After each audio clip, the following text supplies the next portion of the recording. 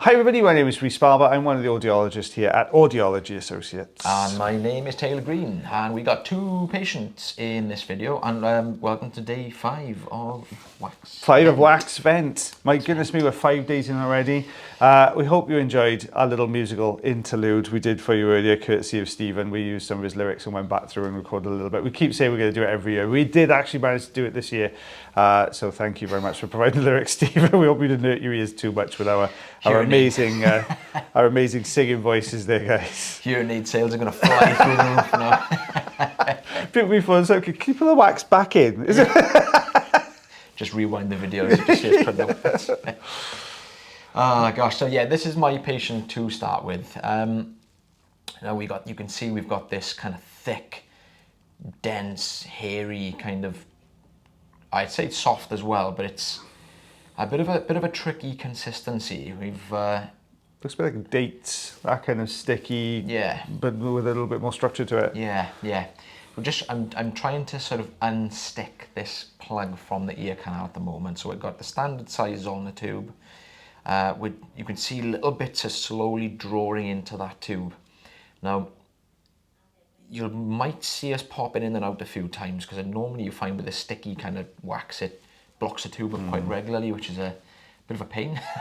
Was this a bit of a narrower canal? Because you can usually tell, because we're right down on top of the tool if it's a narrower canal. Yeah, and usually we sort of use the endoscope to hold the ear open so we can actually get the suction tube in nice and easy, but that tends to mean it does mean that, it's the morning, we're filming this at the moment. We've literally just finished my first coffee. To work around the building work and the clinic, we're trying to come in really early in the morning to get these done. Bags in the mails. Oh, I know. But yeah, so we work a lot closer to the wax is what I was trying to get to. So normally our vision is not as good, but there we go. You can see we've just started to release. That's a good sized plug, big plug, yeah. It's quite dark as well, so it's obviously been there for a little while, this one. Colour of wax, it does vary a lot. We do get some patients who produce much darker wax anyway, but in the majority of cases, certainly in the area that we're in, let's put it that way, that what you'll find is with waxes, when it's been in there older, it oxidizes because it's slightly acidic, so it does get this darker colour to it. And we've got a centimetre, one centimetre. 1 centimetre? 1 centimetre, 1 centimetre. Half an inch, so I was. Oh, now this is my patient. Now we brought this up a couple of videos ago. We were talking about how having things stuck to the eardrum can be problematic, and sometimes you won't see any wax. Now this patient's been back and forth, a couple of different people, GP included, saying they're having hearing problems, they're really struggling, can't. Everyone's been looking and they're going, nope, looks fine, can see the eardrum, absolutely fine. The beauty of the endoscope is you can get right down on top of the eardrum in this case, and I could see that there was this layer of skin that had built up down there. I couldn't see how sort of far over the eardrum. Now you'll see that kind of that loop of almost grey on the eardrum there at the base of the canal. Now eardrums do look like that sometimes. You will get these kind of little bits of little structures on there. So that doesn't necessarily mean there's skin on there. But I've put some olive oil in because I could see it was really dry. Oh, super dry. It's really, really dry in here. So we've got the fine end on, obviously. We're just trying to work very gently. You know, we're in the sort of osseous portion of the ear canal here, and we've really got to kind of clear from this anterior portion, this sort of anterior means front, posterior means back. So if we're talking about the anterior portion of the ear canal, we're talking about the bit that's closest to your face, if you like. So that particular portion of the ear canal, we're working our way along now, down to the posterior portion as well. You can see it like rippling. It's really kind of, you can almost see us there, but it's not quite giving, unfortunately. Just trying to peel, looking for any way I can get a little bit of purchase.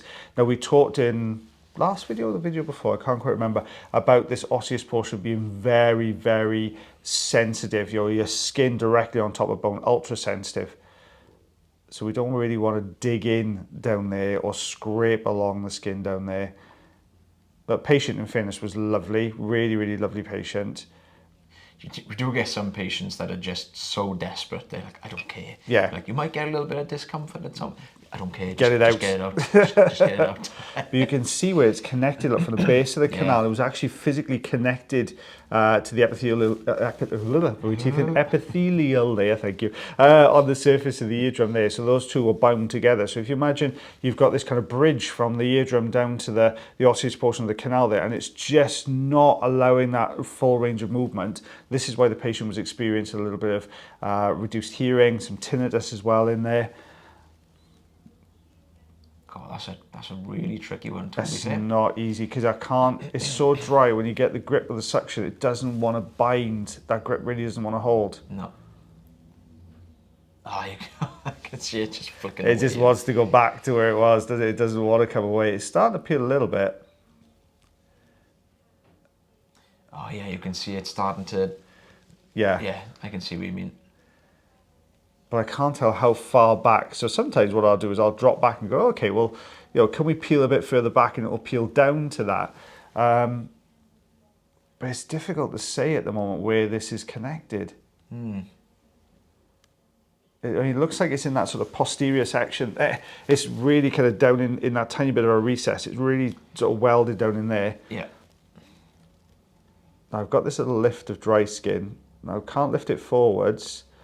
I can't get it going backwards either. Let's go side to side. Let's try something different. Now we're in more of the cartilaginous portion of the ear canal here, less sensitive. So it means I can now put a little tiny bit of pressure.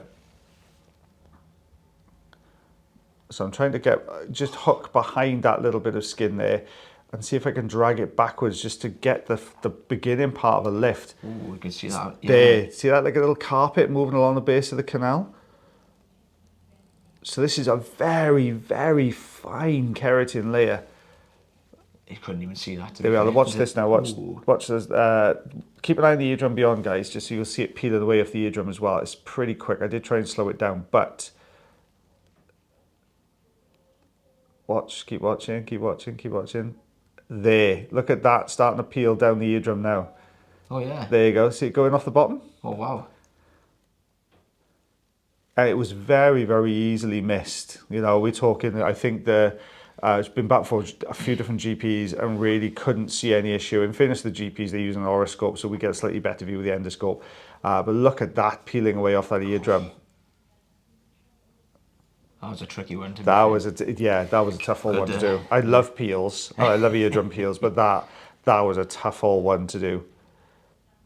Look at that coming away. It's just such a thin, wispy layer, but you can see how much more that sort of dullness has gone from the eardrum. Now we've got that sheen back there.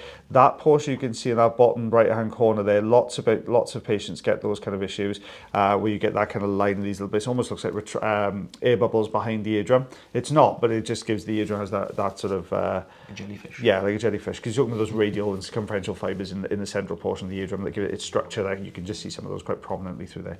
Sorry, go on. I'll do the inches because I got my glasses on. 3/8 of an inch. I would probably say 3/4 of a centimetre. Yeah, I would probably go 3/4 on that one. Well, guys, we hope you enjoyed that video as much as we did voicing it over. Sorry, it's because I talk too much, Taylor. I'm terrible for talking.